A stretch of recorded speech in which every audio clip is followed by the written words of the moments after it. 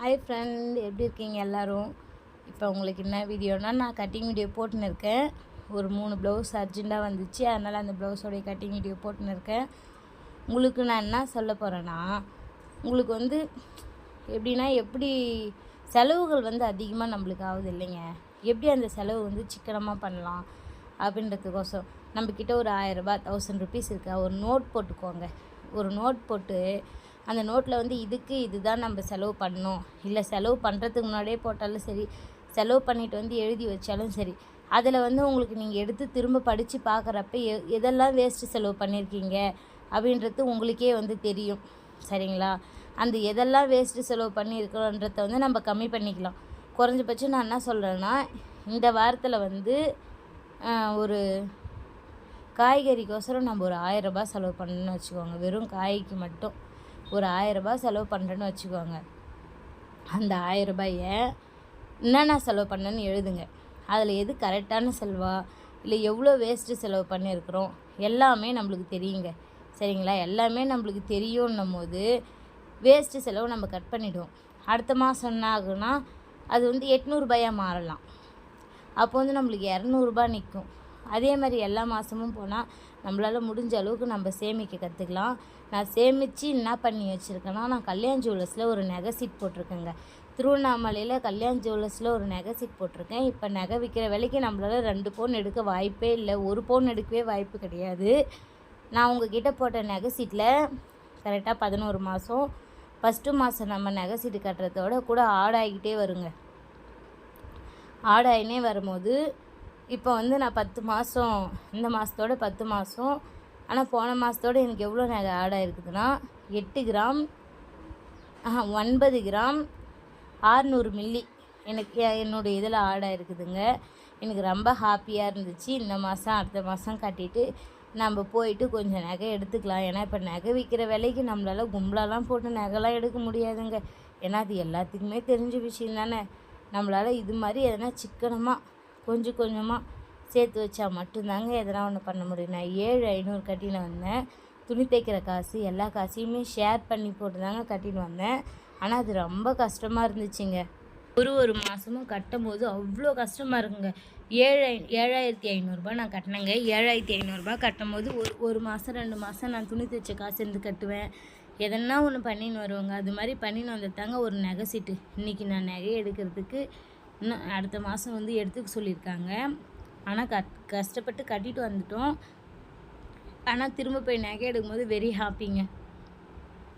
அது மாதிரி தான் எதனா ஒரு விஷயத்தில் சிறு சேமிப்பு பண்ணுவாங்க. ஏன்னா நாமளாம் சின்னதாக ஒரு தொழில் பண்ணுறவங்க டெய்லியும் வர 200 300 வச்சு என்ன பண்ண முடியும்னா, சீட்டு உங்கள் ஊரில் உங்கள் பக்கம் இருக்கிற ஒரு 10 பேர்த்து சேர்த்துக்கோங்க. சேர்த்துக்கின்னு குலுக்கல் சீட்டு போடுங்க. குலுக்கல் சீட்டு போடும்போது உங்களுக்கு என்னன்னா, இப்போ 1000 ரூபாய் கட்டுறீங்களா 10 பேர், ஃபஸ்ட்டு குலுக்குனிங்கன்னா யார் பேர் வருதோ அவங்களுக்கு 10,000, 10 பேருக்கு 10,000. அது மாதிரி சீட்டு போட்டுன்னு வரும்போது உங்களுக்கு மொத்தமாக அமௌண்ட் கிடைக்கும். நீங்கள் கஷ்டப்பட்டு கட்டுறது தெரியாது, மொத்தமாக அமௌண்ட் நம்மளுக்கு கிடைக்கும்னும் போது நம்மளுக்கு எதனா ஒரு யூஸுக்கு ஆகும். ஒரு நகை எடுக்கலாம், வீட்டில் ஒரு பிரச்சனை அப்படின்னும் போது கும்பலாக நம்மளுக்கு வர மாதிரி இருக்குங்க. அதை நம்பி தாங்க நான் கல்யாண் ஜுவல்லர்ஸில் நகை சீட் போட்டேன். அது போட்டது எவ்வளோ யூஸ் ஆகுது தெரியுமாங்க. ஆனால் கஷ்டப்பட்டு இடுப்பு ஒலிக்க தைக்கும் போதெல்லாம் கஷ்டமாக தான் இருக்கும்.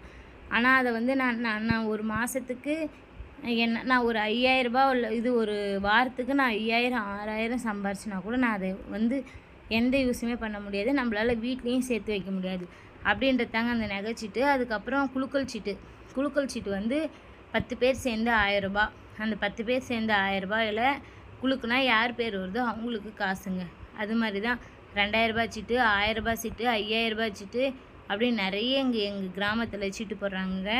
கிராமத்தில் இருக்கிற பெண்கள் செலவு பண்ணலாம் நிஜமாலுமே இவங்களுக்கு தெரியாதுங்க. இவங்களுக்கு நல்லா சாப்பிடக்கூட தெரியாது. வேலைக்கு போகிறோம், சம்பாதிக்கிறோம், சம்பாரித்து வைக்கிறோம், அது மட்டும்தாங்க கிராமத்தில் இருக்கிறவங்களுக்கு தெரியுமே. கிராமத்தில் இருக்கிறவங்களாம் இப்படி தாங்க சேர்த்து வைக்கிறாங்க. எனக்கு தெரிஞ்சு இவங்க சேர்த்து வச்சு இப்படி தான் போயிட்டு எதனா சின்ன சின்ன பொருள் வாங்குவாங்க, இல்லைன்னா இன்ட்ரெஸ்ட்டுக்கு கொடுக்குறாங்க. அது மாதிரி நிறைய சிறு சேமிப்பு நம்மளாலேயும் முடியும். அது நம்ம காசால் நம்ம சிறு சேமிப்பு சேர்த்து வைக்கணும். அப்படின்னும் போது மட்டும்தாங்க நம்மளுக்கு கரெக்டாக இருக்கும். நான் துணி கட் பண்ணுறேன் பாருங்கள், அதையும் பார்த்துக்கோங்க. நான் பேசுகிறது ஒரு பக்கம் இருந்தாலும் நான் கட் பண்ணுறதையும் பார்த்துக்கோங்க. ஏன்னா எனி டைமு நம்ம வந்து இந்த ஸ்டிச்சிங் கட்டிங்லேயே இருந்தால் நம்மளுடைய மன உளைச்சல் அதிகமாகும். நம்மளுடைய விஷயத்த மற்றவங்கக்கிட்ட ஷேர் பண்ணுறது தப்பு கிடையாது. அவங்களுக்கும் வந்து ஒரு யூஸ்ஃபுல்லாக இருக்கும். அது யூஸாக இருக்கும்போது அவங்க வந்து கொஞ்சம் நான் இந்த அக்காவை பார்த்து கற்றுக்கினேன், இந்த அக்கா அவ்வளோ கரெக்டாக இருக்காங்க, அவ்வளோ கரெக்டாக குடும்பம் பண்ணுறாங்க, அவ்வளோ கரெக்டாக வரவு செலவு பார்க்குறாங்க அப்படின்றது நம்ம ரொம்ப பெரிய விஷயங்க. நம்ம எவ்வளோ சம்பாரித்தாலும் இப்போல்லாம் பத்தாதுங்க. ஏன்னா செலவுகள் வந்து அதிகமாகினே போகுது. எதுக்கு எடுத்தாலும் பணம் செலவு வந்து எதுக்கு எடுத்தாலும் பணம் தாங்க. அப்படின்னும் போது அதுக்கு ரொம்ப அதிகமாகினே போகுதுங்க. நம்ம எவ்வளோ தொழில் என்னங்க நம்ம தொழில் பண்ணோம் அப்படின்ற மாதிரி இருக்குங்க. இந்த தொழில் பண்ணுற மாதிரி இருக்கும். ஒரு 15 செகண்டில் நான் வந்து இந்த 3 ப்ளவுஸுமே கட் பண்ணி எடுத்துக்கிட்டேன். கட் பண்ணுறதுக்கு நவோ ஈஸியாக தான் இருந்துச்சு. இவங்களுக்கு வந்து இவங்க ஒரு சேரீ கொடுத்தாங்க. அந்த சேரீக்கு எந்த லைனிங்குமே செட் ஆகலை. இந்த லைனிங் செட் ஆகுமோ அப்படின்னு சொல்லிவிட்டு நான் ஒரு லைனிங் வச்சு அந்த கிளாத் வந்து லைட்டு ப்ளூ மாதிரி இருந்துச்சு. ஆனால் வேறு எந்த லைனிங் வச்சாலும் வெளியில் தெரிஞ்சிச்சுங்க. இந்த லைன் வந்து வெளியில் தெரியல. அவங்களுக்கு ப்ளவுஸ் ஸ்டிச் பண்ணி நாட் வச்சு கொடுத்தாச்சு. 3 ப்ளவுஸுமே தைச்சி நான் அன்றைக்கே கொடுத்துட்டேன். 15 நிமிஷம் கட் பண்ணுறதுக்கு 3 மணி நேரம் 3 லைனிங் ப்ளவுஸுங்க. டிசைன் வச்சதால் 3 மணி நேரம் 3 லைனிங் ப்ளவுஸு 15 நிமிஷங்க கட் பண்ணுறதுக்கு. தாராளமாக 3 மணி நேரத்தில் 600 850 ரூபா வாங்கினேங்க நான். கரெக்டாக 3 மணி நேரம். நைட்டு 2 ப்ளவுஸ் தைச்சேன். திரும்ப காலையில் வந்து ஒரு ப்ளவுஸ் தைச்சேன். ஒரு ப்ளவுஸ்க்கு வந்து 200 ரூபா. சேரீ பால்ஸ் வைக்க 50 ரூபா. நம்ம லேஸ் வைக்கிறதுக்கு அது இதுன்னு சேர்த்து அவங்க காசு கொடுத்துருந்தாங்க. ஆனால் தைக்கும் போது கஷ்டமாக தான் இருக்கும். எந்த வேலையுமே செய்யும் போது கஷ்டமாக தான் இருக்கும். அதுக்கு வந்து பலன் அனுபவிக்கும் போது ஈஸியாக இருக்கும்.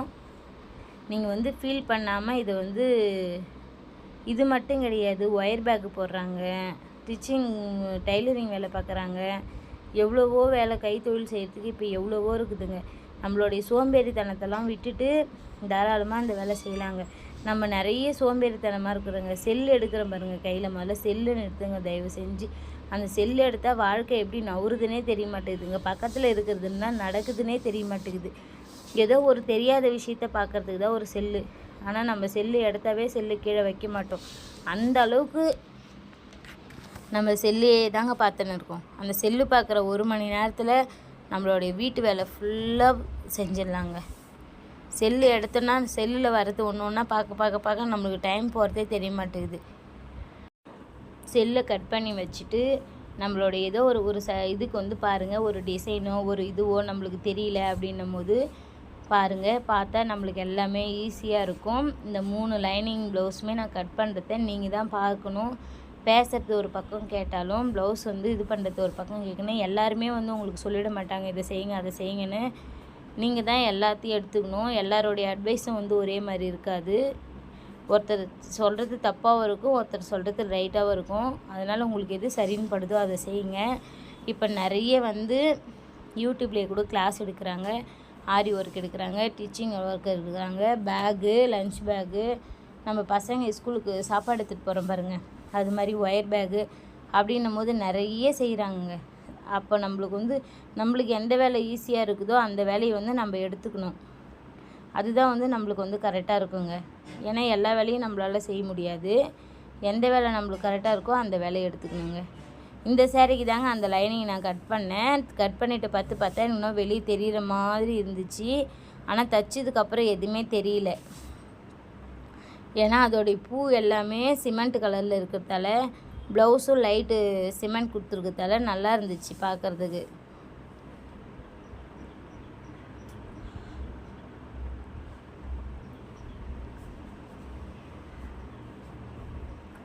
இந்த ப்ளவுஸுக்கு தாங்க அந்த லைனிங் கட் பண்ணி வச்சுருந்தேன். ஆனால் ஓரளவுக்கு வெளியே தெரியல. வேறு எது வச்சுருந்தாலும் வெளியே தெரிஞ்சிச்சு. இது சிமெண்ட் கலருடைய பூவும் புட்டாவாக இருக்கவே ஒன்றும் தெரியலங்க.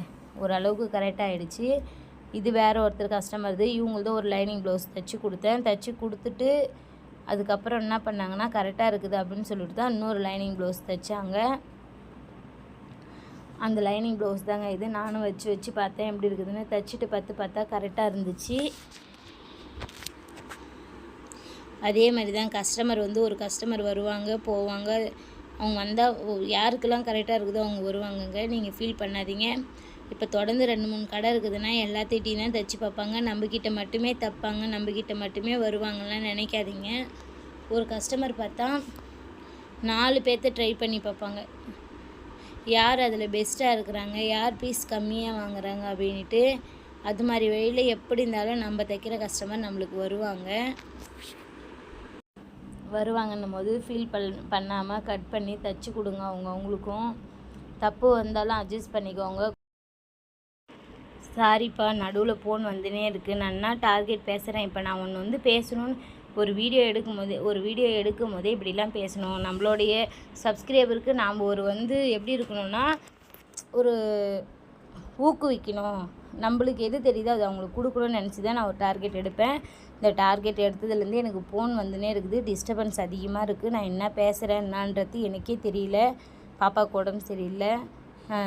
ஒரு பிரச்சனையாக வந்துனே இருக்குது. இந்த வீடியோவே வேணான்னு கூட தோன்ற அளவுக்கு பிரச்சனை வந்துருக்குது.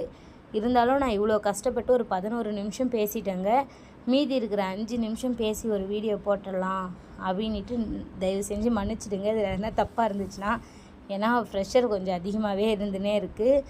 இவங்க வந்து இன்னொருத்தவங்க இவங்களும் வந்து டைலர் தான். அக்கா, நீங்கள் எனக்கு ஒரு ப்ளவுஸ் தைச்சி தரணும், பைப்பிங் வேறு எதுவுமே வேண்டாம், சிமெண்ட் கலர் சாரீங்க, மெலிசா ஒரு பைப்பிங் கொடுத்து ப்ளவுஸ் ஸ்டிச் பண்ணி கொடுங்கன்னு சொன்னாங்க.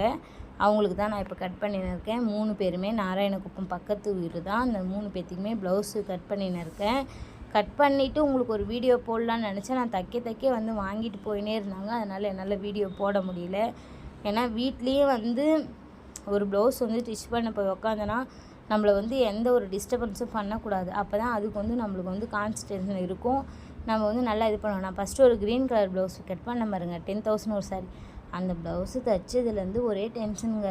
ப்ளவுஸு ஐயோ சாமி, எனக்கு ப்ளவுஸே ஏன்டா நம்ம தைக்க கற்றுக்கணுன்ற அளவுக்கு ப்ரெஷரு டென்ஷன் இருந்துச்சு. அதெல்லாம் தாண்டி தான் நம்ம தைச்சி கொடுத்தேன். எதுவுமே இல்லை, எந்த டிஸ்டர்பன்ஸுமே இல்லை. நாம் மட்டும் தைக்கலாம், நாம் மட்டும் இது பண்ணலான்னா சூப்பராக இருக்குங்க.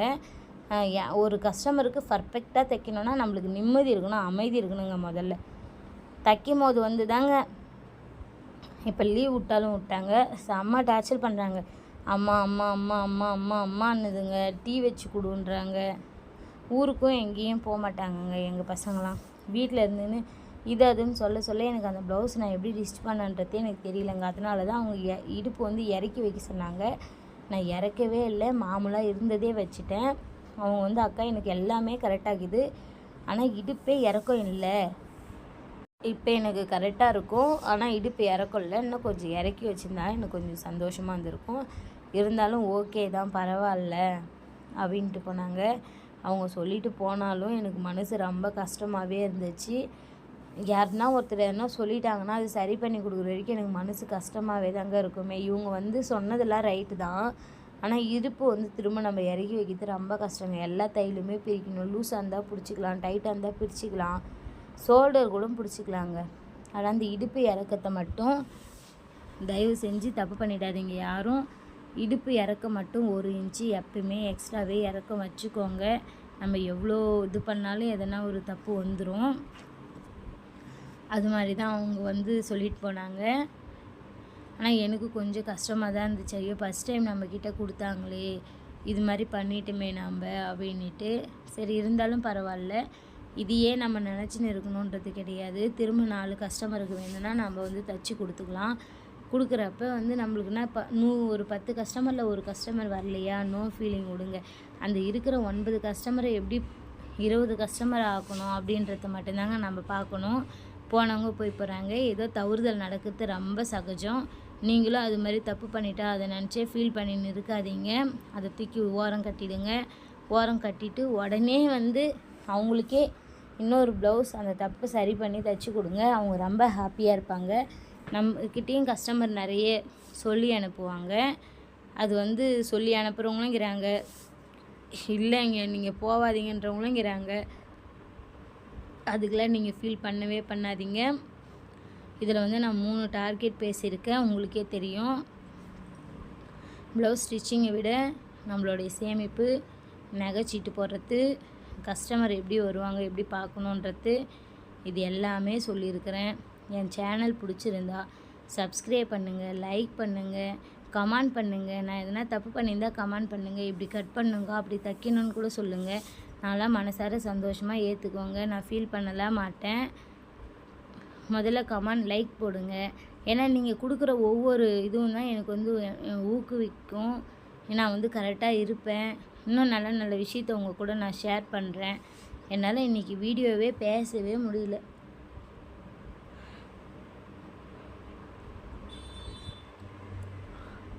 ஆனால் நம்ம சப்ஸ்கிரைபர் எல்லாமே வெயிட் பண்ணுவாங்க, அக்கா ஒரு வீடியோ போடுவாங்களான்னு. என்னால் யாருடைய மனசும் கஷ்டப்படக்கூடாது. எனக்கு தெரிஞ்ச மாதிரி ஒரு வீடியோ போடுறேன்.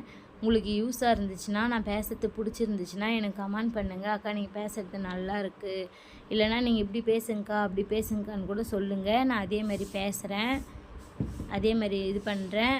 ப்ளவுஸ் ஸ்டிச்சிங் பர்ஃபெக்டான ஒரு இது எப்படி சொல்கிறது, இன்ச்சுக்கு டேப்புக்கு அளவு எடுக்கிறவங்க நாம் கிடையாது. நாம்லாம் அடித்து தூக்கு, நாளைக்கு எக்ஸாம்லாம் இன்றைக்கி படிக்கிறவங்க அப்படின்ற மாதிரி ஆளுங்க நாம்லாம். நம்ம எதை செஞ்சாலும் கரெக்டாக தான் இருக்கும், எதை பண்ணாலும் சரியாக தான் இருக்கும். நான் சரிங்க, உங்களுக்கும் அதான், நீங்கள் சரிதான், நீங்கள் தப்பு பண்ண மாட்டீங்க. ஏன்னா எல்லா கஷ்டம் நஷ்டத்தையும் அனுபவிச்சுன்னு வரவங்க நீங்கள் எப்படிங்க தப்பு செய்வீங்க? தப்பு செஞ்சாலும் உங்கள் உள் மனசு உறுத்தும், தப்போன்னு. நீங்களும் கரெக்டு தான், நீங்களும் ரைட்டு தான். நீங்களும் என்ன மாதிரி தைரியமாக பேசுங்க, தைரியமாக இருங்க. உங்களால் முடிஞ்ச பிரச்சனையை சமாளிங்க. முடியலனாலும் மனசை கஷ்டப்படுத்தாதீங்க, கைவிட்டுறாதீங்க. எதாக இருந்தாலும் பார்த்துக்கலாம். இன்றைக்கி இல்லைனாலும் கடவுள் ஒரு நாளைக்கு நம்மளுக்கு கண்டிப்பாக தருவாங்க. எல்லா கஷ்டத்தையும் தீர்த்து வைப்பாங்க அப்படின்னு நம்பி இந்த வீடியோ முடிச்சுக்கலாம். பாய்.